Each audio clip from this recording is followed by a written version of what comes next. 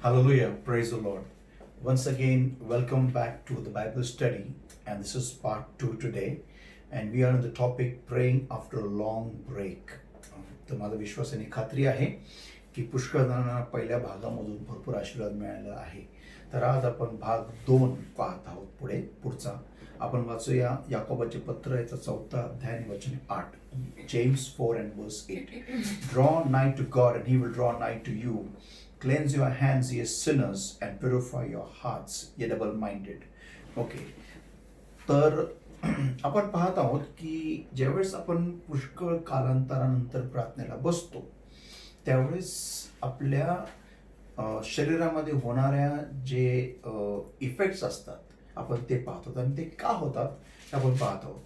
तर मागच्या वर्षी आपण पाहिलं की कसं ज्यावेळेस आपण प्रार्थनेला बसतो त्यावेळेस आपलं डोकं जड होतं, डोकं दुखायला लागतं, पाठ दुखायला लागते, आपल्याला चक्कर मारायला लागते, अंग जड होतं, मग प्रार्थनेत जास्ती काळ बसू शकत नाही, सारखं सारखं उठूशी वाटत असतं.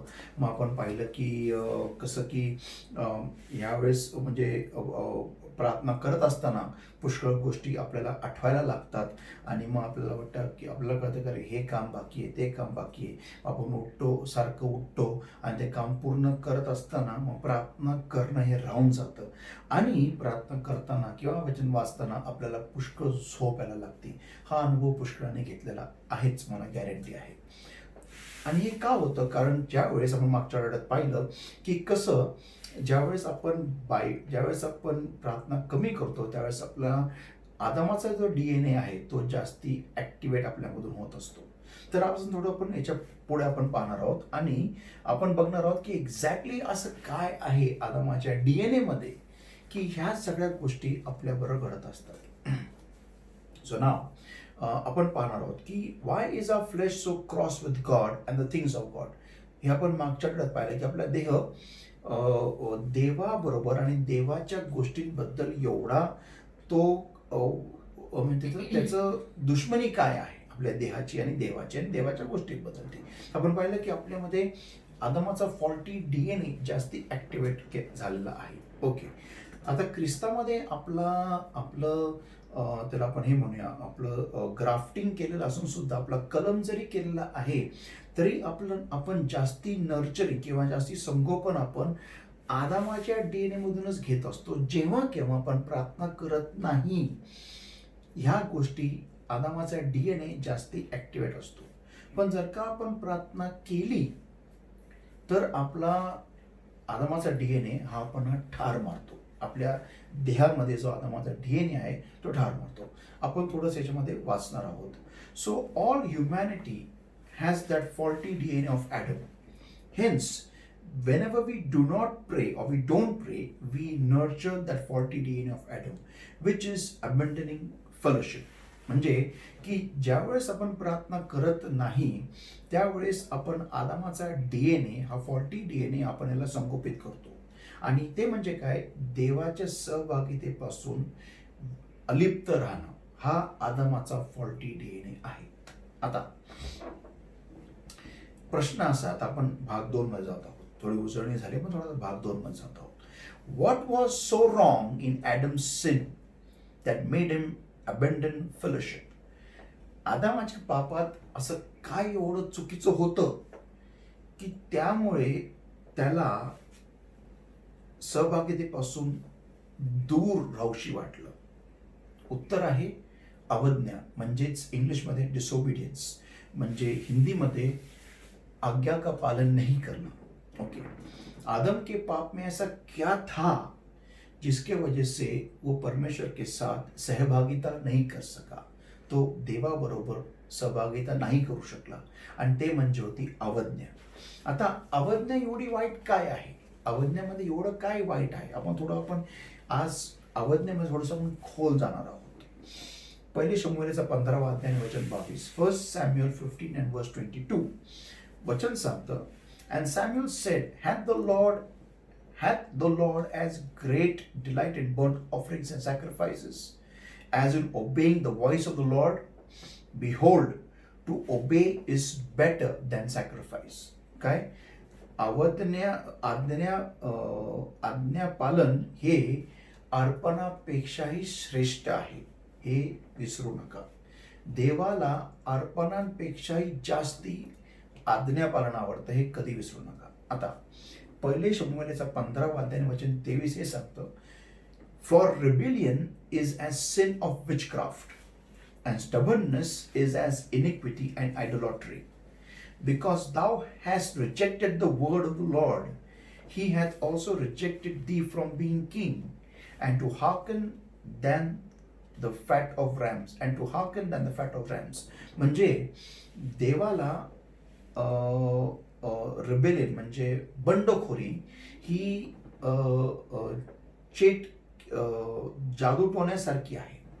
मी पुन्हा सांगतो, वचन 23, देवाला बंडखोरी ही जादू टोण्यासारखी आहे.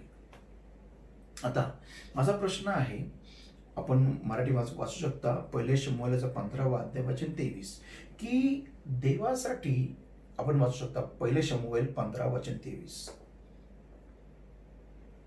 ओके, माझा प्रश्न आहे की देवासाठी बंडखोरी ही जादू टोण्यासारखी का आहे, हा प्रश्न आहे माझा.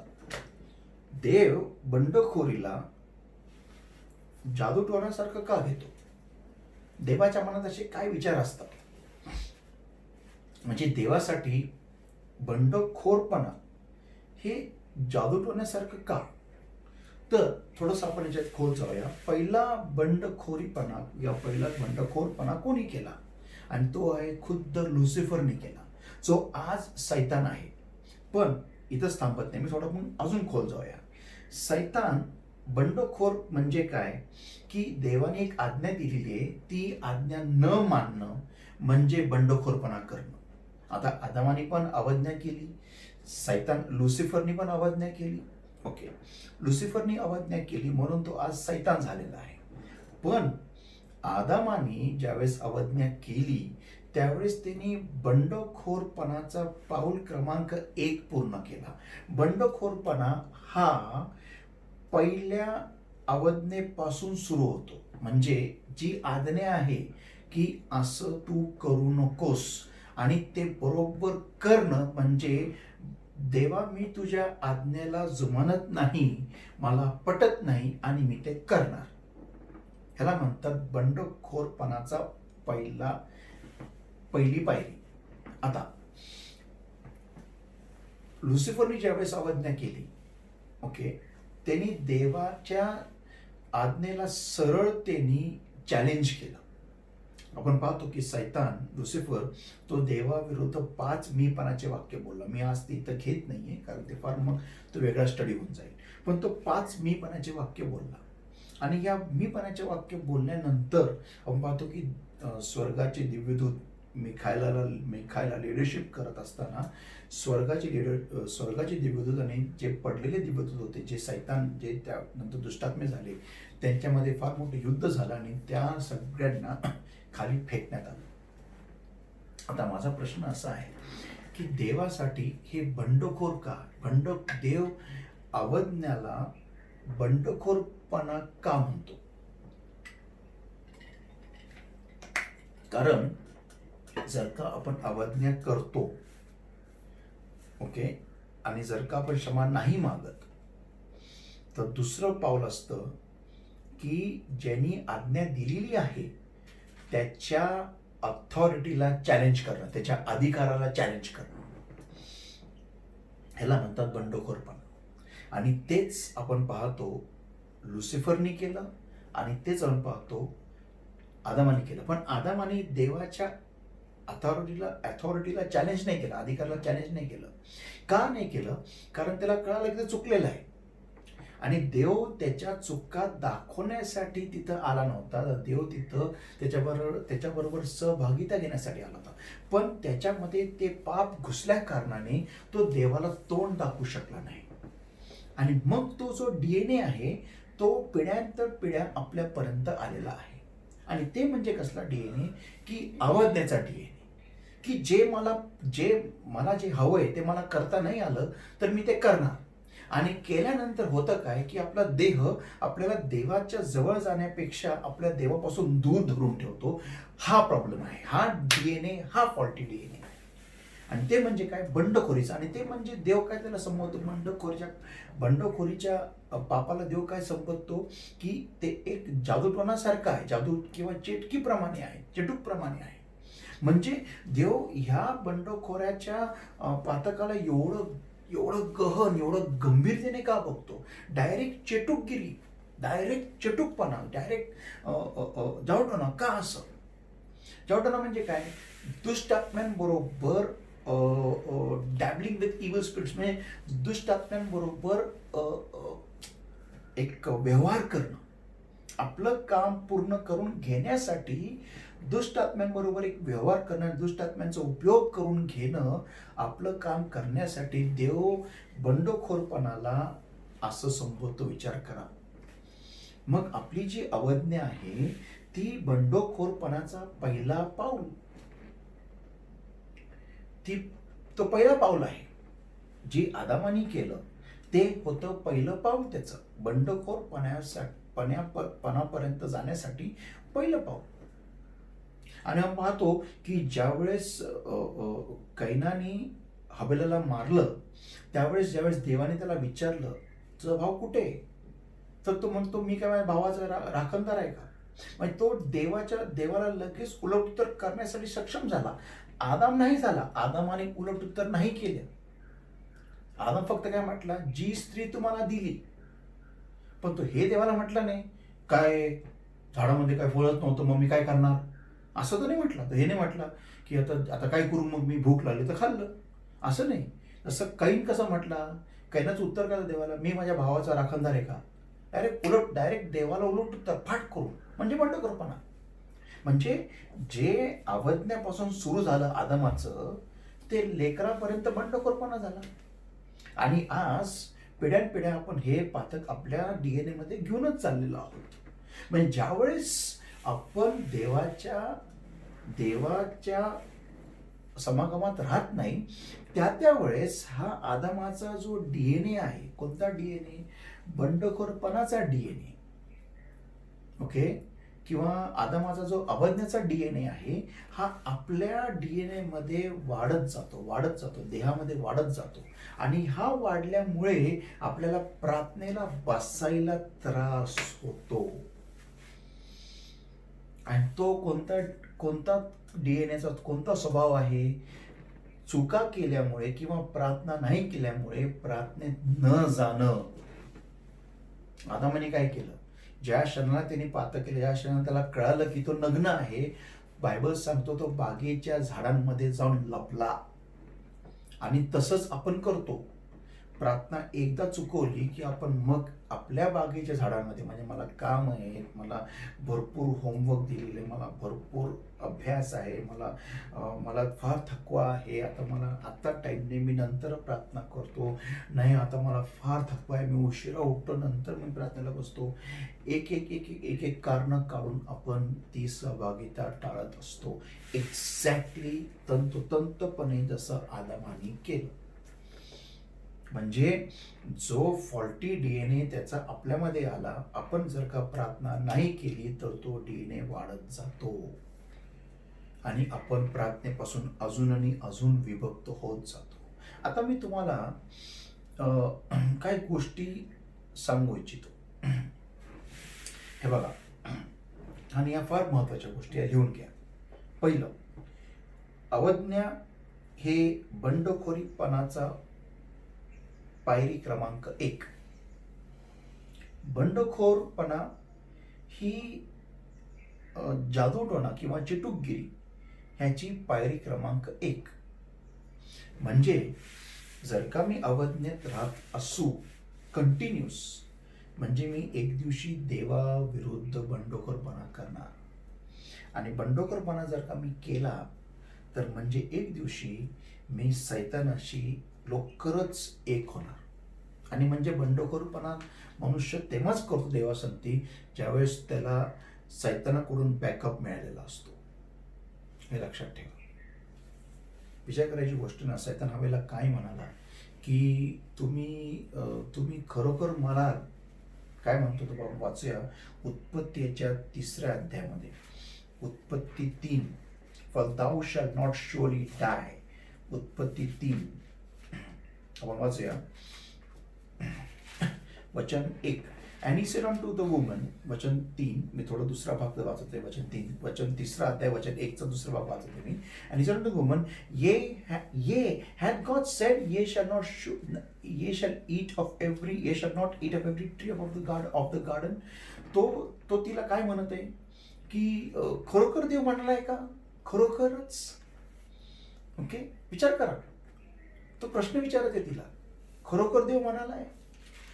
म्हणजे तो देवाच्या आज्ञेला चॅलेंज देतोय. तो ज्यावेळेस आपण अवज्ञेकडे जातो त्यावेळेस आपण देवाच्या आज्ञेला आपण विचारतो, असंच का?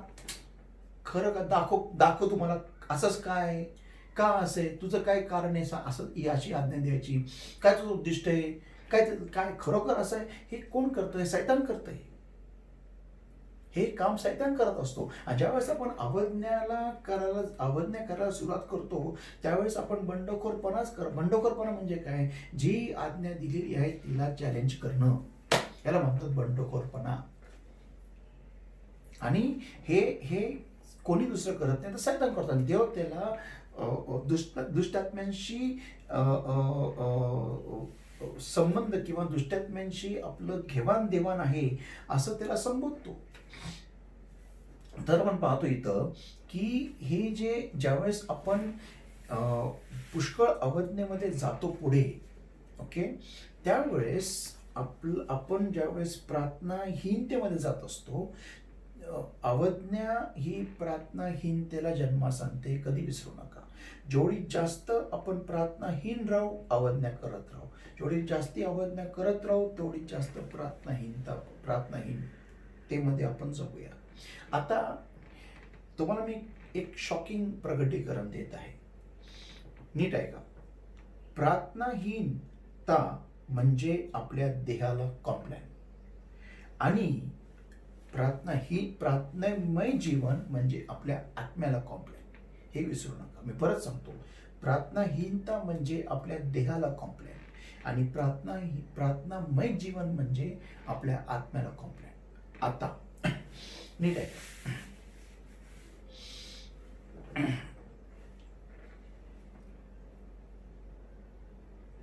That means you are not in prayer. Whenever you're not in prayer, is your flesh dabbling with evil spirits? This DNA is in our flesh. म्हणजे जेव्हा आपण प्रार्थना करत नाही, प्रार्थनाहीन जीवन जगत आहे, म्हणजे आत्म्याने भरलेली प्रार्थना आपण जर का करत नाही, मग आपला देह काय दुष्ट आत्म्यांशी घेवाणदेवाण करत आहे का? आणि मग आपला हा जो डीएनए, हा डीएनए आपल्या देहामध्ये आहे का? चला आपण थोड्या याच्यामध्ये डीप जात आहोत. Amen. Okay, here we go. तर नीट ऐका, हे फार महत्वाचं आहे. Reactions of a person that is been delivered from evil spirits. ज्या व्यक्तीला दुष्ट आत्म्यापासून मोकळीकता मिळत असते त्याचे आपण रिॲक्शन बघणार आहोत. तो काय प्रतिक्रिया देत असतो मोकळीकता मिळत असताना, किंवा ज्या पद्धतीने एका दुष्ट आत्म्याने पछाडलेल्या व्यक्तीला ज्यावेळेस आपण चर्चमध्ये घेऊन येतो त्यावेळेस तो व्यक्ती कोणती प्रतिक्रिया देतो आपण हे पाहत आहोत. नीट ऐका. पॉईंट नंबर 1, तो फार अस्वस्थ होत असतो. अस्वस्थ, त्याला रेस्टलेसनेस, उसको बहुत बेचैनी होती है. उस इंसान को जो परमेश्वर के मंदिर में आता है छुटका पाने के लिए, जो दुष्ट आत्मा से पछाड़ा हुआ है, जब वो आता है तो उसको बहुत ही बेचैनी होती है. ज्या व्यक्तीला दुष्ट आत्म्याने पछाडलेला असतो त्याला फार अशांती होत असते, त्याला फार अशांत वाटत असतं, तो फार बेचैन होत असतो, रेस्टलेसनेस होत असते. Point number 1. दूसरा मुद्दा, पॉइंट नंबर 2, तो फार मोठ्याने ओरडतो, बहुत जोर से चिल्लाने लगता है जब वो परमेश्वर की उपस्थिति में आता है. आमेन. जो दुष्ट आत्मा से पछाड़ा हुआ है. पॉइंट नंबर 3, त्याला देवाच्या समागमात बसता येत नाही, तो फार अशांत होत असतो, त्याला बसता येत नाही. पॉइंट नंबर 3, उसको परमेश्वर की उपस्थिति में बैठने को पसंद नहीं है, वो बार बार उठने की कोशिश करता है. पॉइंट नंबर 4, वो अपने शरीर को ऐसे मोडणे लगता है, तर तो त्या शरीराला असं आळखे पिळके द्यायला सुरुवात करतो. कोण? ज्या व्यक्तीमध्ये दुष्टात्मा आहे तो.